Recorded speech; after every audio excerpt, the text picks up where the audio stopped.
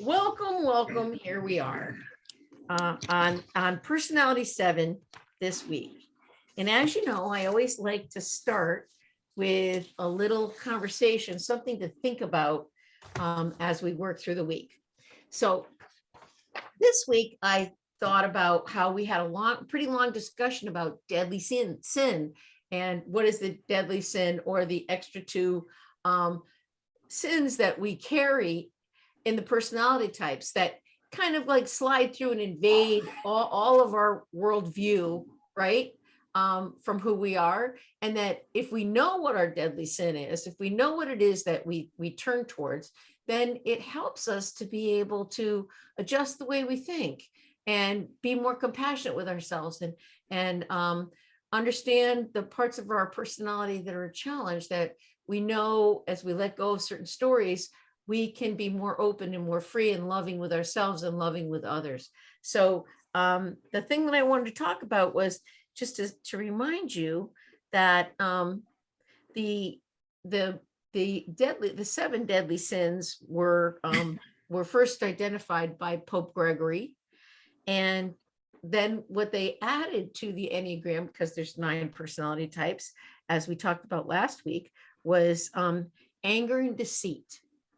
And the idea is that as you listen and you determine what your personality style is, what you are able to do is identify and see how and learn more about how that propensity, that passion that can pull you away into places that just cause you pain, understand how it shows up and how it can and push you in certain ways. So for an example, last week's was fear, and this week's is gluttony. So in the 7, the gluttony isn't about eating too much. It's about wanting too much of everything all the time. So we're gonna open up the passage now, but I wanted to ask you before we get going on our personality 7 today, how have you been doing in your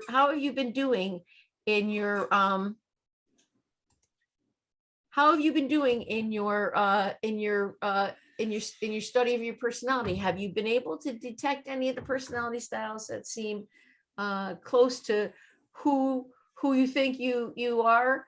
And if you have, has it caused any reaction in you since we've been doing the class for this long? Have you had any reactions from taking this course so far?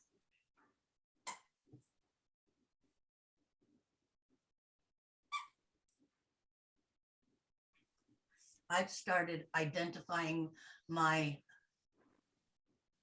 I don't know what to call them, not quirks, misbehavior, or my oddities by my number. Well, that's a number 4. And I do for Jackie. That's a number 8. So has anybody else noticed any certain personality responses to the world that seem like familiar from what you've heard so far in the Enneagram? And has it affected you any to notice that in the last few weeks? Well, I've noticed that I actually have grown some. I knew I was doing better in not pushing people away and not being detached. I knew I was doing better in interacting with people, and the Enneagram has explained that dynamic better for me so that I can do it more intentionally now. Good. I'm a number 5. That's good. And that puppy is horribly cute. It's distracting. He's something else. I haven't really is. At first I thought it was a cat personality type yet. But she's only 8 weeks old. She's still pretty little. So 7. She's a 7. You think well, you know, maybe not. Anybody else have any experience? Or maybe have you seen, from what we've talked about, have you seen anything in other people that you know and love? And has it caused any different reaction in you by maybe saying, oh, I understand more why you see the world that way? I think that's one of the things that's really helpful in the Enneagram, is that as you understand the different expressions, you begin to be able to see those expressions in other people. And what I think the tool's really helpful for is it can help you to have more compassion for yourself, and it can also help you have more compassion for those you love when you understand more how they see the world and how they express themselves within the world. Have any of you noticed that kind of an experience yet in the time? Or another question is, have any of you felt like it's made you think harder, and maybe you can't wait for the class to be over? Enough already. Yeah. I just Well, know. I certainly see myself in different personalities. The 9 was the biggest one for me, though, but so there's more, there's 4 in me, and then there's 6. So there's a lot of different traits that are making up myself. Yeah.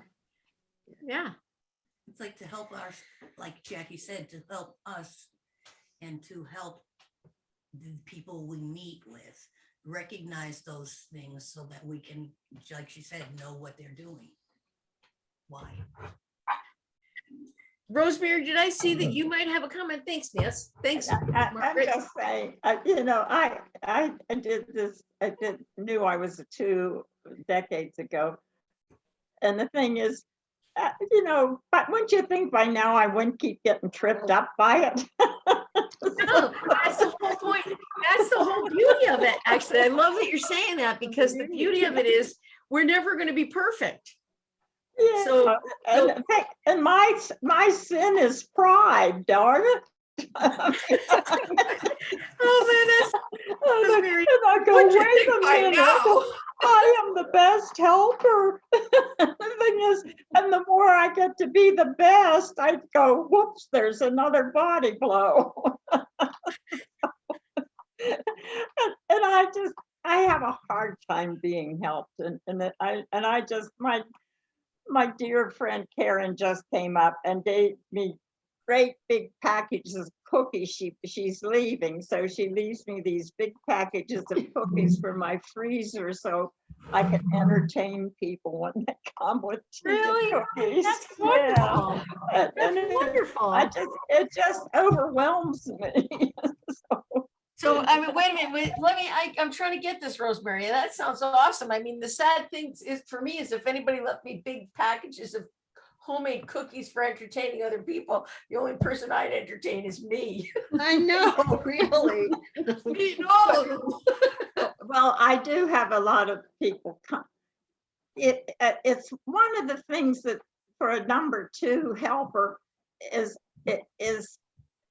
one of the lovely things is I got older is to realize I don't have to actively do anything. I can be very helpful just sitting and listening. I can do that. I can do that. So I'm just wondering. And the thing is, so people come and tell me their stories, and I just go, wow, So I think that's beautiful. I love that you just said that, Rosemary, because that's one of the very first things you'll notice that we do, or close to the very first thing that we do when we're looking at the personality styles, is we talk about the healthy style. We talk about what it is, because it's not like we're either we've accomplished healthy, or we're swimming in average, or we're in the disaster of unhealthy. That's not how it works. How it works is that we flow between all 3 of those stages all the time. And the beauty of what you're saying about coming to an awareness that the most beautiful thing that you can do, one of the most helpful things you can do, is to be able to listen as a helper, is like one of the greatest gifts of discovery for the helper.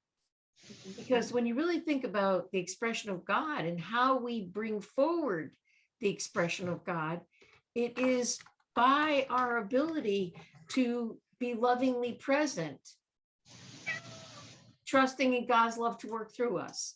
So I think it's a really beautiful thing that you're talking about, that awareness, Rosemary, that awareness of that helping doesn't have to be defined the way our culture defines helping is always active.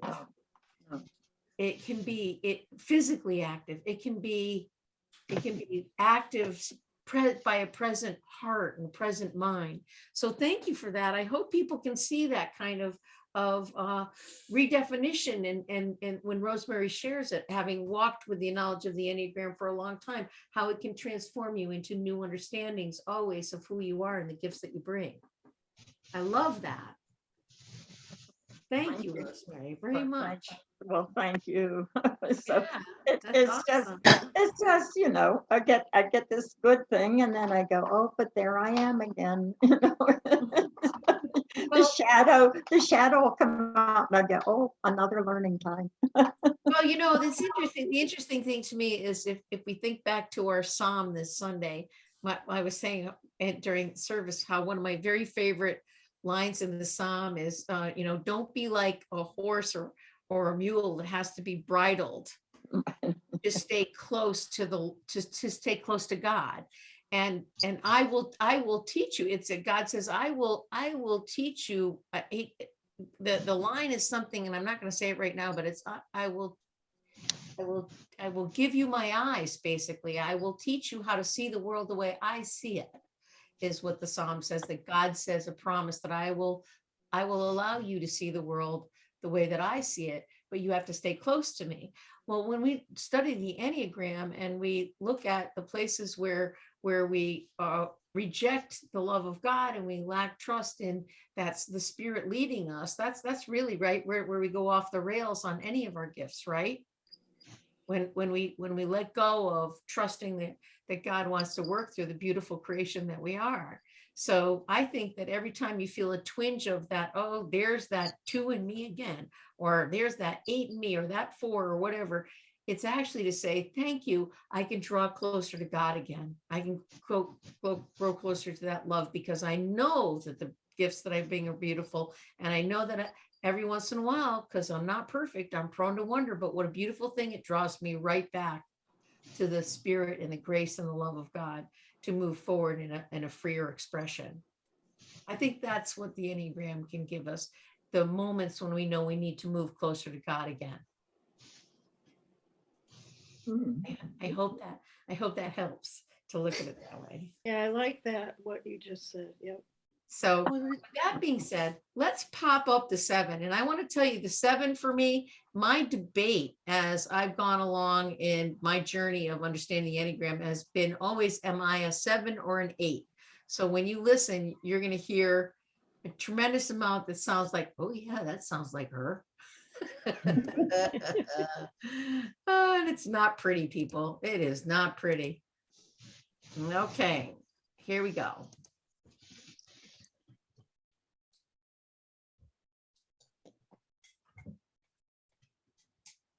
So I just got to adjust one quick thing here. Let's see, I got to get to my right.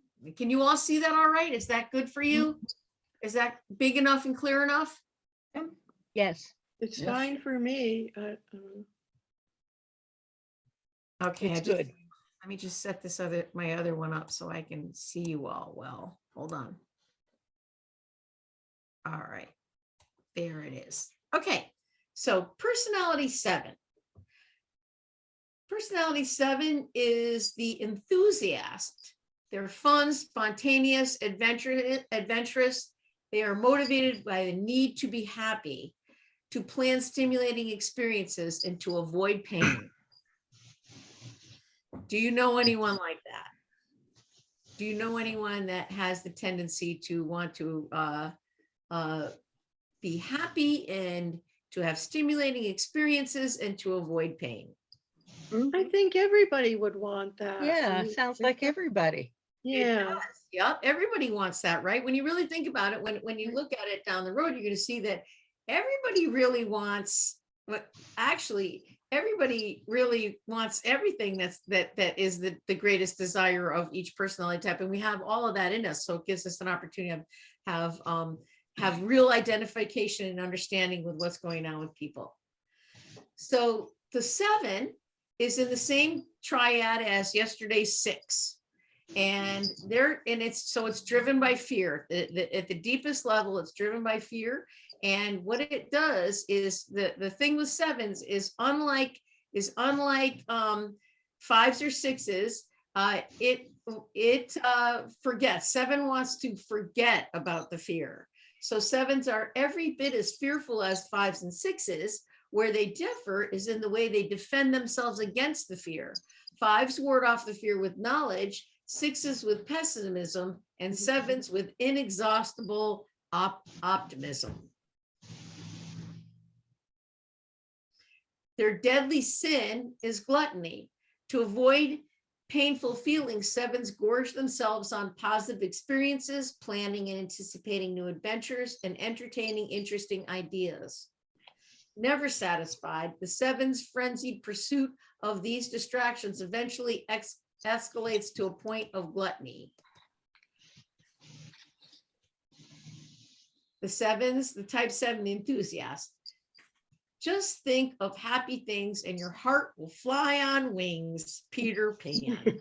I like that. Yes. Now, the healthy 7s know that often less is more. They are aware of the energy they have invested in manufacturing happiness, and they know that joy is a gift or grace that can only be received. They have embraced a full range of human emotion, and they are growing in their ability to accept life as it is rather than as they want it to be. They are able to incorporate pain and disappointment in the whole of their lives rather than merely avoiding it. When enthusiasts are in a healthy space, they are not only fun and adventurous, but also spiritually grounded, practical, and resilient.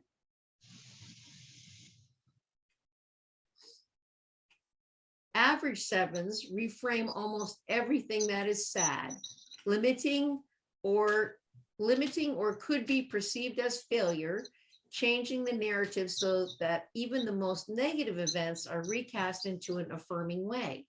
They find most of their happiness in anticipation and much of their sadness in the reality that their expectations are seldom realized. These 7s entertain to feel safe and to claim their place in the group. Though they are very popular, they find commitment to be a challenge and have great trouble finishing projects, often jumping from one thing to the next. Yeah, that might be a little bit of me. Mhm.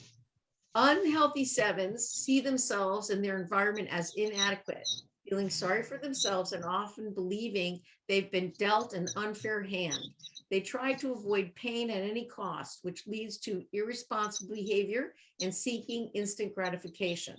These 7s are often reckless, risking more than they can stand to lose, and are more prone to addiction than any other number.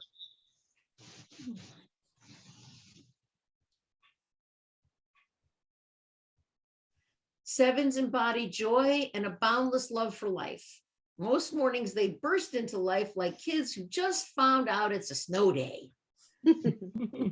As in the case with every Enneagram type, what's best about their personalities is what's worst about their personality. Their gift is also their curse. Scratch the vibrant paint on the surface of a 7, and what you'll find underneath is the need to avoid pain. I can't say that strongly enough. 7s don't want to feel unpleasant emotions, particularly that swirl of fear and emptiness they register at their core.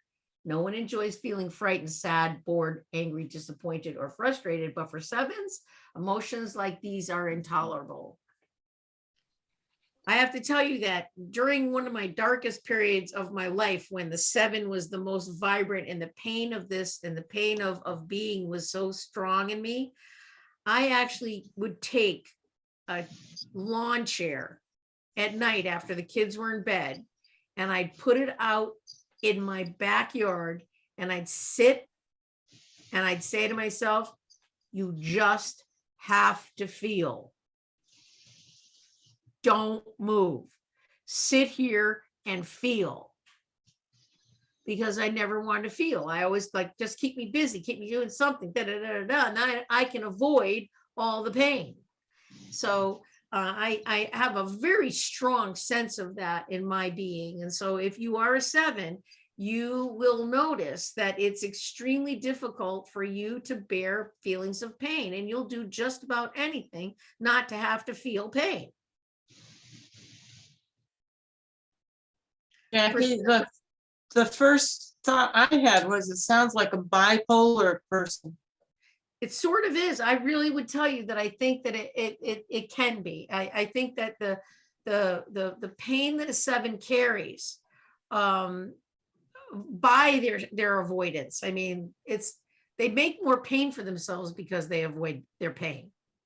You know what I mean? Like they try so hard to keep it away from themselves and not feel it, not recognize it, that they create more suffering because they don't deal with it. And they add more to the pile. So for 7s, the sin of gluttony, the sin of gluttony is a reflection of their compulsive need to devour positive experience, stimulating ideas and fine material things in order to fend off suffering, hurtful memories, and a feeling of chronic deprivation. 7s crave stimulation. Ask one how much is enough, and they'll say, just a little more. And that's the problem. There's never enough, and at least not, and at least not to satisfy 7s, at least not enough to satisfy a 7's voracious appetite. Now, let me tell you, in my preaching is where I see one of my greatest struggles. And some Sundays I get it great, and many Sundays I don't. And the problem is when I'm prepping for a homily, there's never enough information. I spend days and hours, and I'll go down tracks and I'll say, ooh, this is interesting, and ooh, that's interesting, and ooh, the other thing, and I'll just like take so much in, and I won't be able to narrow it down to a single thought. Well, you do a homily, you really need to do almost a single thought and then read off. I mean, you really do. You need a single thought, and then you have to read off it and design it. And anybody who's had to bear through my wandering homilies can recognize in me a 7 who is avoiding the pain of trying to write because I'm afraid I'll fail at it, and I won't articulate what I really want to articulate, and keeps grabbing for more and more material. That's why I'm an all right preacher, but I wish I was, and that's hard for me because I always wanted to be a great preacher. You're an extremely good preacher, Jackie. Have I've you heard a ever lot, and you're very good. heard yourself when you do a homily? Have you ever listened to the broadcast or anything? No, see, the 7th side of my nature would never go listen. Never, ever go listen. Avoid the pain of how awful you must sound. But see, the I'm rest, I I'm think in sorry. terms of data collection, I Yeah. think you should allow yourself to feel that at some point. the rest of us are listening and we think you're great, but Right. you're saying you don't think you are. If you listen, you might get that same feeling we're getting when we listen to you preach. I probably would. I'm being as honest as I can, bare bone honest with you, because I think that as we talk about our personality styles, if we have a lot of a personality type, and the person who has a lot of the personality type can tell you what it's like for them to experience it, that can maybe help you get insights to the parts of your life that are like that, or maybe even get insights into other people that you know and love who have that. So then it can help you to be more compassionate with them. Or if you have it yourself, more compassionate with yourself, to recognize it's a pattern, right? It's a pattern that you work on forever. So thank you for that encouragement, but I'm sharing with you not because I want you to feel like you have to take care of me tonight. I'm sharing with you because I want you to hear a 7, Mhm. a strong 7 side.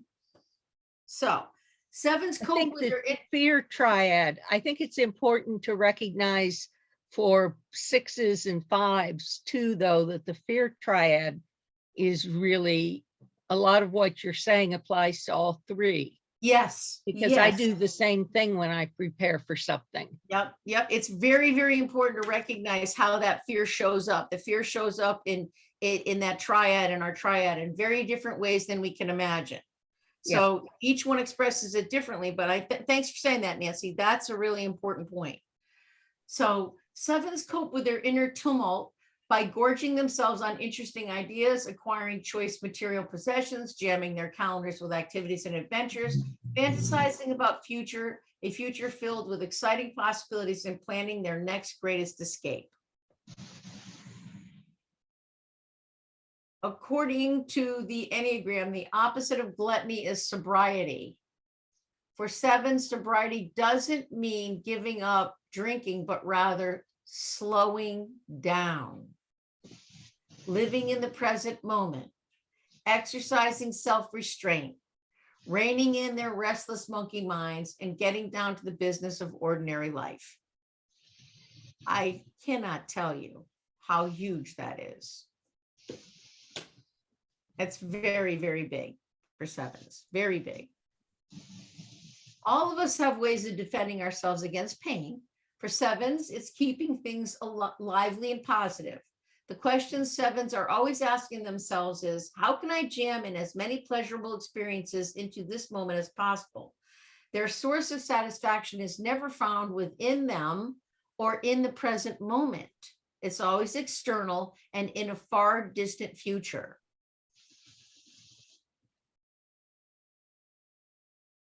It is all this hopped up behavior is how 7s divert their attention away from the unacknowledged and unintegrated losses and anxieties that haunt them. Most people know that unpleasant feelings and truths can't be avoided indefinitely, but not 7s. They believe they can outrun them forever. 7s will go out of their way to avoid pain and introspection, which makes the self-awareness that's needed for growth more of a challenge for 7s than for other types. Now, see, that's why I'm a big wing 7 huge, because I can go into the introspection. But even though I can go in the introspection from the 7 side, I can't get enough of it. See what I mean? So there's that we need to see in a 7, whatever direction they take, they keep thinking they should have more and more, and they're going to miss something. And they got to keep going, and they have to slow down and breathe. They think they need more and more because they have to take care of themselves. Not all 7s become addicts, but their impulsivity and difficulty with delaying gratification, combined with their desire to escape afflictive emotions at all costs, make them more addiction prone than other members of the Enneagram, other numbers of the Enneagram.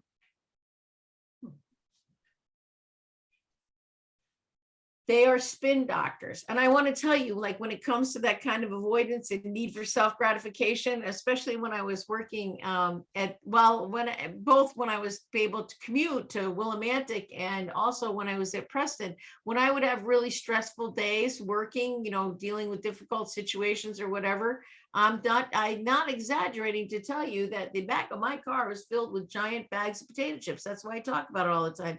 See, that's the comfort for me. I couldn't go all the way home. I'd have to stop and get myself a bag of potato chips and a Diet Pepsi and eat it on the way home every time, because that was my instant gratification to move away from the frustration and pain and not deal with it. So that's like, I could always tell when I was most stressed out, because there'd be more bags. 7s are spin doctors. In the blink of an eye, they can make a bad situation. They can take a bad situation and recast it in a positive light to skirt feeling the pain you and I would experience if the same thing happened to us. This defense mechanism is unconscious, instantaneous, and impressive. In a way, that's good, because, well, I've been dubbed that I'm too negative, and so to be able to put things in a more positive vein would be good to have for me anyway. But Well, and the thing is, these things are all good. Every single one of these styles, like I said from the beginning, every single personality style it's a double-edged sword. There's a positive and there's a destructive side. So you have to try to absorb together and see the blessing and gift. And I'm going to come back around to saying to you all that in our faith, in our walk with Christ has shown us that in every one of our personality styles, the very, very best way for us to get the best out of our personality is not to try so much to push ourselves to change, but to recognize who we are and then pray for the Spirit to fill us and lead us.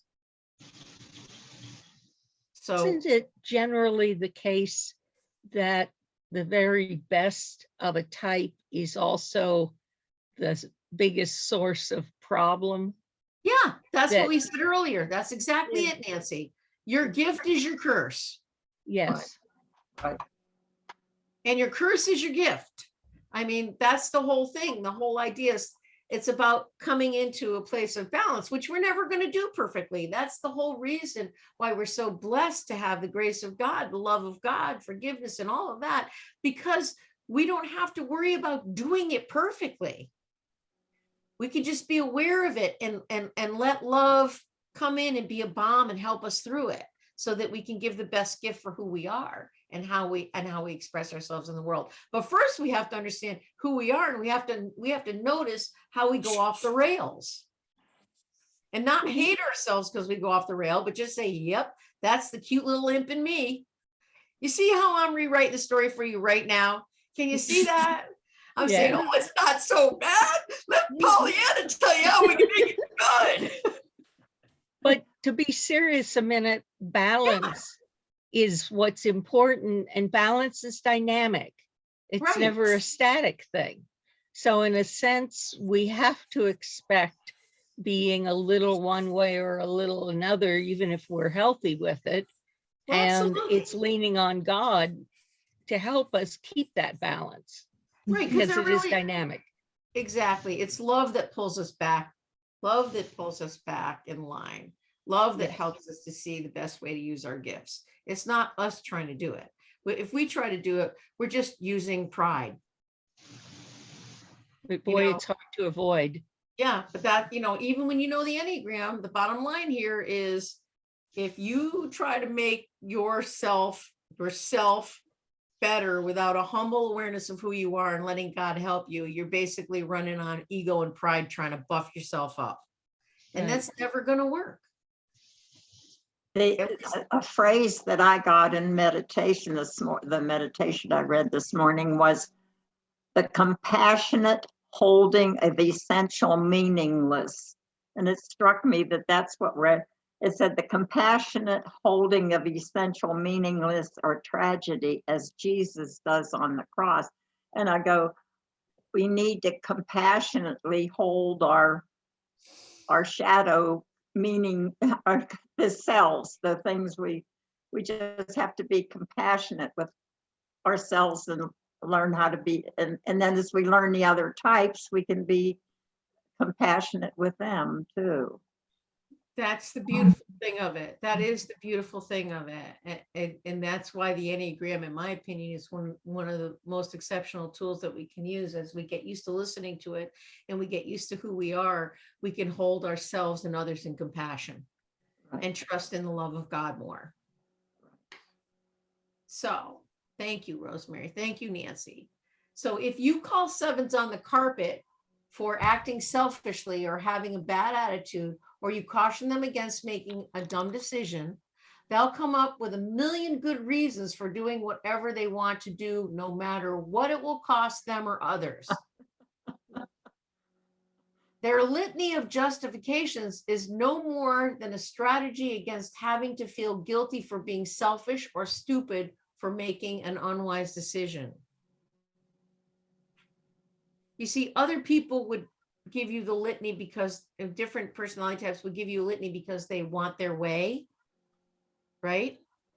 But sevens are just trying to get to a good feeling and they don't want to feel bad about themselves. So if you warn them, they're going to come up with their litany based on trying to make themselves feel better about who they are, not necessarily because they really want something their way. They're just trying to protect their feeling about themselves.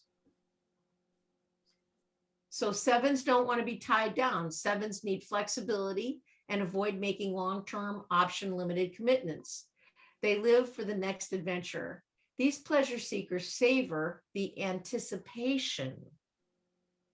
For them, the best part of a meal, a party, or a trip isn't when it comes. It's the thrill of expectancy leading up to it.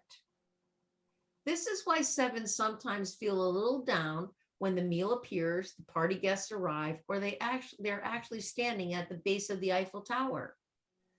Unfortunately, sevens have so much trouble remaining in the present moment, they never fully enjoy the adventures they're having because they're already thinking and planning the next one.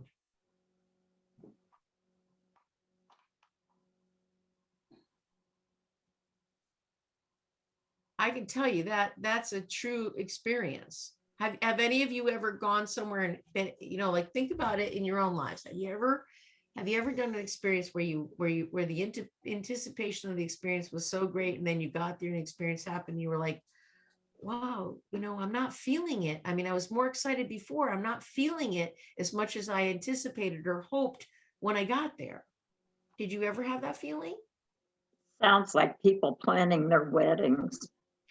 Yes, I have to tell you, as a priest, numerous times I have had people feel that way about their weddings. Absolutely, that's a good example, Rosemary. Well, and this is kind of a silly one, but I don't know why I thought of it, but it's kind of like on Christmas morning, you're anticipating everything, but then once it's over and done, you have like oh, gee, that's it and it's gone type of thing. I don't know if Yes. anybody's. No, Margaret, I think that's a good example of seven in our culture. If you think, like when you say that, what it made me just think about is how much our culture is like seven. Think about it. Yeah. I mean, we want to go from pleasure to pleasure. We want to avoid pain, right? Right. And it makes perfect sense when you think spending billions of dollars on Christmas, you're spending all of that anticipation for this great pleasurable moment. And most of the time, really, people have that very experience of all these presents. It's going to be so great. And everybody opens their presents in 5 seconds and then it's nothing. Yeah, that's true. Yeah. So I think you're making a very profound observation, Margaret, about our culture being a culture of a seven, a strong seven personality in our culture, addictive driven, looking for excitement, looking for stimulation, right? Right. Think about it. Instant gratification. Yeah. That's all the seven. And always more. And always more and always more. And always anticipating the next thing. Supersized. Yeah. Yeah, that's true. Yeah. That's so true. That is just that is such a, I hadn't thought of it till you said it, Margaret, but that is such a profound recognition of our culture in this country. So sevens often describe childhoods filled with pleasant adventure. If you succeed in getting a seven to open up about their childhood, they will describe times when they were made to, that's supposed to be feel, not feel overwhelmed or abandoned and without support. So this is what sevens often feel as children, although they can't touch base with it. They feel overwhelmed or abandoned and without support. In their developmental years, sevens heard the wounding message, you're on your own. No one's here to support or take care of you. In response, seven said, I'll do it if no one else will. Young seven's strategy involved creating a pain-free Neverland in their mind where they could hide out and think happy thoughts until their pain dissolved. Regardless of the underlying factors, as kids, sevens adopt a strategy of going up into their heads to plan adventures, entertain captivating ideas, and imagine a life where the sky's the limit to diffuse scary emotions they fear will overwhelm them. Like Peter Pan, they truly believe in magic. They live in imaginary scenes in their rooms, their backyards, and the back seat of the car. They are happy to play with others and content when they are alone. Curiosity defines sevens, which is part of the gift they are to themselves and to the world. But boundless curiosity is also part of the problem. 7 kids find rules insufferably limiting.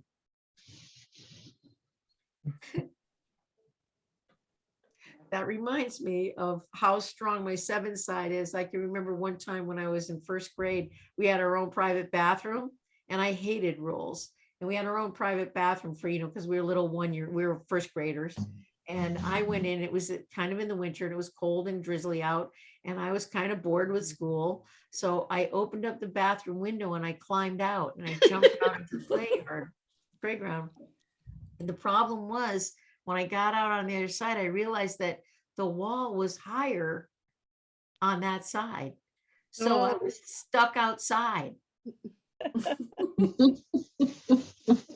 So what I did was I started running and jumping and playing and imagining myself in a fairyland while I was outside. And I just remember all the kids and Miss Lasso coming over the window and seeing me run around. Yep, that was a trip to the principal's office. Oh, gee. That's a 7. That's a high 7 response. 7 children are not achievement oriented so much as experience oriented. That's not to say they're lazy, far from it. 7s are always on the go. They're kids who want to stay longer and play longer. Limitless energy is available day after day in their world, and they never seem to want to stop. For these children, feeling good instead of bad seems to be a choice, so they are confused by sadness in others. 7s learn to move away from fear and pain early in childhood, and they carry that strategy into adulthood. Do you know anybody like that? Do you have any of that?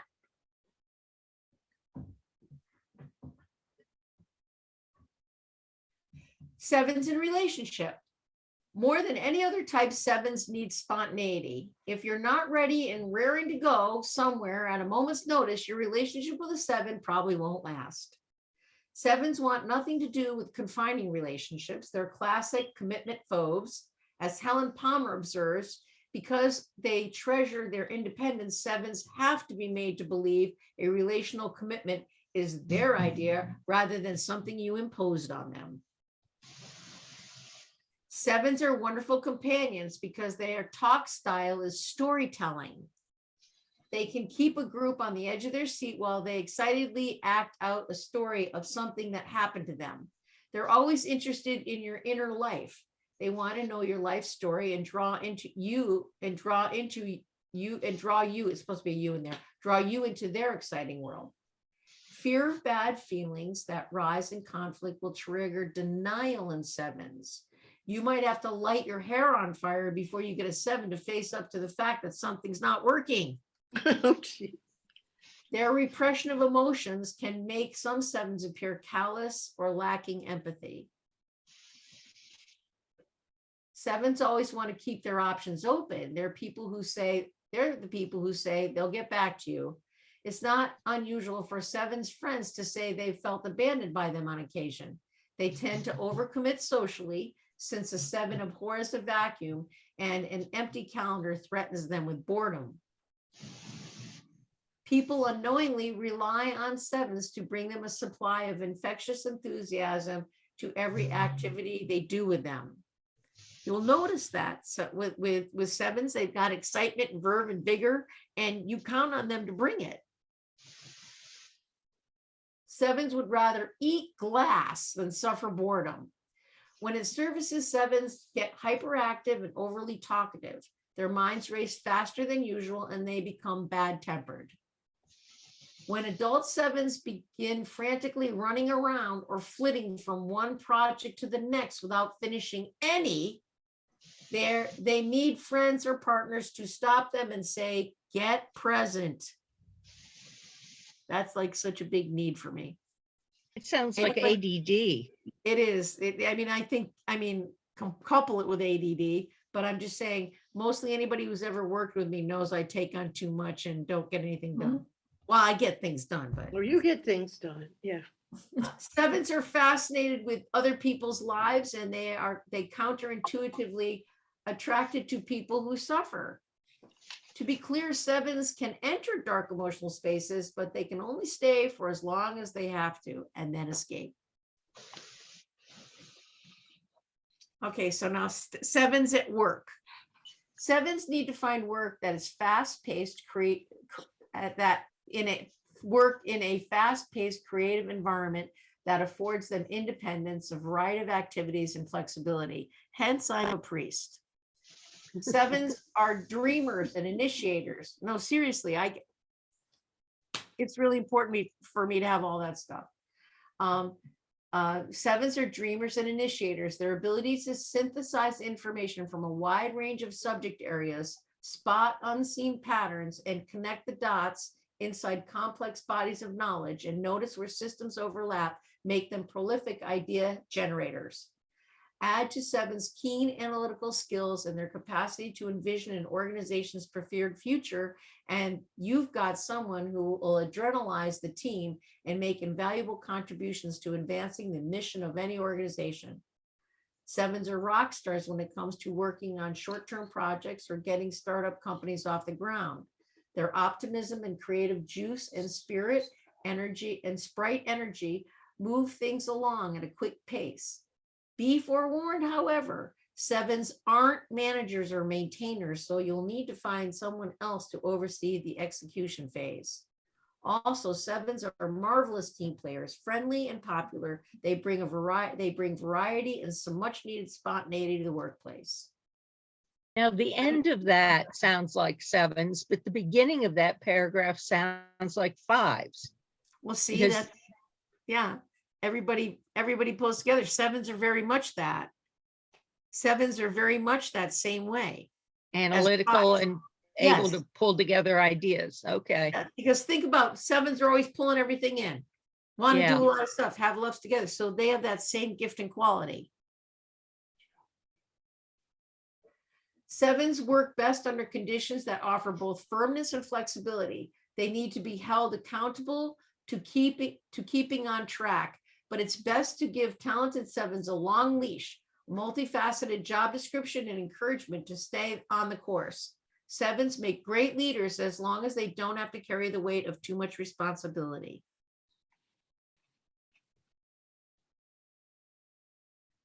Wings. Sevens with a 6 wing. These sevens are more settled than other sevens. Fueled by the conscientiousness of the 6, they give both projects and people more time before moving on to the next thing. These sevens are sensitive and a bit more anxious, but they successfully use charm to disarm. Once they commit to a relationship, they have a good chance of staying connected and working out challenges in it. These sevens are dutiful and loyal to family and friends.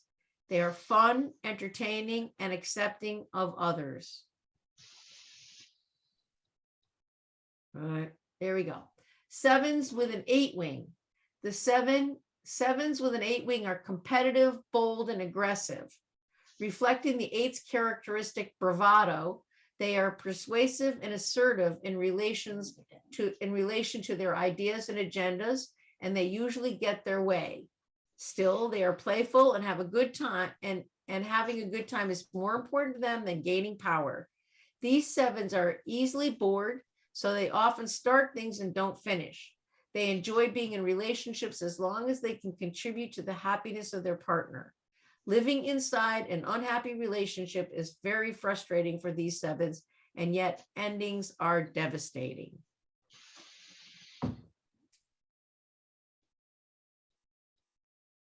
Stress. When they are under stress, sevens can adopt an unhealthy and perfectionist behavior of the 1s. They become pessimistic, judgmental, and argumentative. They start blaming others for their problems and lapse into black and white thinking. Security. When sevens feel secure, they start to behave like healthy fives. Here, they stop consuming and stop contributing, are more comfortable with silence and solitude, become more serious, and begin to think about the meaning and purpose of their lives. Sevens, on the positive side of one, explore things on a much deeper level than other sevens and are able to face their fears. Sevens connected to the positive side of five can experience satisfaction in the truest sense of the word.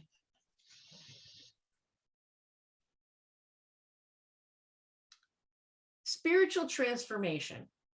Who else can awaken our childlike wonder, rescue us from taking ourselves too seriously, or help us appreciate the miracle of life? That's not supposed to be a lie. It's supposed to be life. Yeah, that makes, Quite like a seven. I know, really. But here's the hard truth. Pain is unavoidable. On the road to spiritual transformation, sevens have to learn to embrace and steward their suffering rather than run from it. Seven strategy for avoiding pain create more suffering for them. Until they learn this, sevens are like addicts who will have to keep upping the dosage of fascinating ideas, novel experiences, and self-generated pleasant feelings to repress the ones they want to keep outside their conscious awareness. It's time for sevens to stop consuming and start contributing. True happiness and satisfaction can't be taken by force or manufactured whenever we need them. They are the result of living a focused and productive life that gives something back to the world. From Thomas Merton, a world of tension and breakdown, in a world of tension and breakdown, it is necessary for there to be those who seek to integrate their inner lives, not by avoiding anguish and running away from problems, but by facing them in their naked reality and their ordinariness. That's a great quote for sevens to memorize. The healing message sevens need to hear and believe is that God will take care of you. It will take courage, determination, honesty, the help of a counselor or a spiritual director, and understanding friends to help sevens confront painful memories and to encourage them to stay with afflictive feelings as they arise in the present moment. If sevens cooperate with the process, they'll grow a deep heart and become a truly integrated person. That's what sevens work on. 10 paths for transformation of sevens. Number 1, practice restraint and moderation. Get off the treadmill that tells you more is always better. 2, you suffer from monkey mind. Develop a daily practice of meditation to free yourself from your tendency to jump from one idea, topic, or project to the next.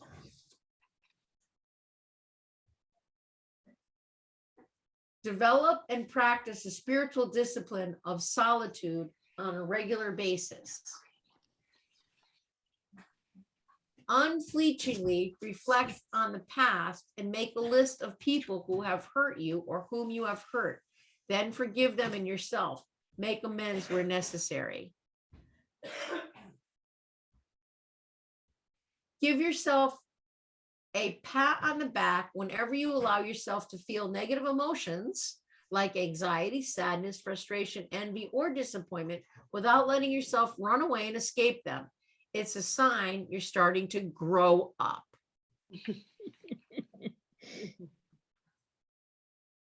Bring yourself back to the present moment whenever you begin to fantasize about the future or make too many plans for it.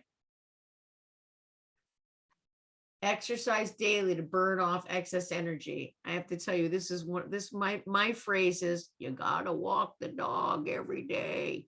And I don't mean my puppy, I mean me. If I don't get it, if I don't get exercise every day, it's only a couple days before it's looking ugly. You don't like being told you have potential because it means you'll feel pressure to buckle down and commit to cultivating a specific talent, which will inevitably limit your options. But you do have potential. So what career or life path would you like to commit yourself to for the long haul? Take concrete steps to make good on the gifts God has given you. Number 9, get a journal and record your answers to questions like, what does my life mean? What memories or feelings am I running from? Where's the depth I yearn to have that will complement my intelligence? Don't abandon this exercise until it is finished. And 10, make a commitment that when a friend or a partner is hurting, you will try to simply be present for them while they are in pain without trying to artificially cheer them up. So those are the that's the whole series on the number 7. Does anybody have any comments or anything they want to make about themselves in the seven or anybody you know as a 7? Does anyone have anything that they'd like to share now before we go?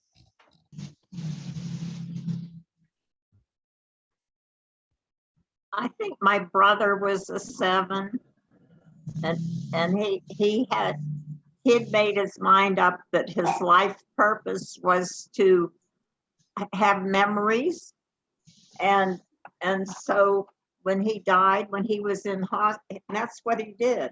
And when he was dying, people came to see him and said, "Oh, wherever he is, that's where the party is." And he went all up and down from Alaska to the bottom of Mexico fishing, and people gathered around his bed and sang music to him and things when he was dying. And it was, I don't know, he loved to dance, he loved to sing, he loved to tell stories, and he created memories. And that's, people came up by the hundreds and told us stories about the memories he had created. And I go, wow. I mean, but he was also pretty irresponsible. I mean, we had to make sure he paid his taxes. He never did answer the mail, and sometimes he showed up and sometimes he didn't. But if he showed up, it was a party. So I guess that's a 7. I don't know. I think that is, Rosemary. I think that definitely is. I would say that's a very good description of a 7. Right. And when I took the test this time, I had as many in 7 as I did in 2, and I go, well, I wonder what's happening there. But I incorporated it a little bit because I really did enjoy them. Oh yeah, I mean, I think one of the things that I try to trim down what's in that book because I want to give you as much, specific information. I highly encourage buying the book. When you get your paper and you see the name of the book and you see the title of the authors on it, I think this is a very excellent book. And there's a lot of stories that are written in the book. And I took out the stories so that I could give you specific details because we only have, an hour and 15 minutes or so for our class. But what I want to say is that when it comes to the man that there's a woman and a man who are co-author this book, and the man is a recovering alcoholic for 28 years. And he said that he finds that in the rooms where he goes to meet, that there are a large number of people, because this is his profession, that he would say are 7s suffering a great deal of pain. Because you can see from the other side, to be a 7, like you're describing your brother, to be a 7 can in many ways be painful because you can be very misunderstood. And it's a lot of responsibility to continually be the life of the party. It is a bit, and he tells a couple of stories about his son is a 7. And he tells a couple of stories about how they came to realize in their son how much they as a family relied on him to be the spark of the party all the time. Yeah. And how unfair it was to him. So those are all things to know. So that's the 7, and next week we'll do the 8. Is there anything else anybody wants to share before we go? Could I ask the group, my friend in England who had breast cancer, she's undergoing radiation. She had the first bout of radiation therapy today, and she had a really hard time, and she's having to go back every day for 3 weeks for this, and it's going to be awful. And I Oh. just wanted to ask people, I told her that I'd set my prayer warriors on it. So if you guys would pray for peace and healing for Carol, I'd appreciate it. Yes. Absolutely, absolutely. Thank you for asking.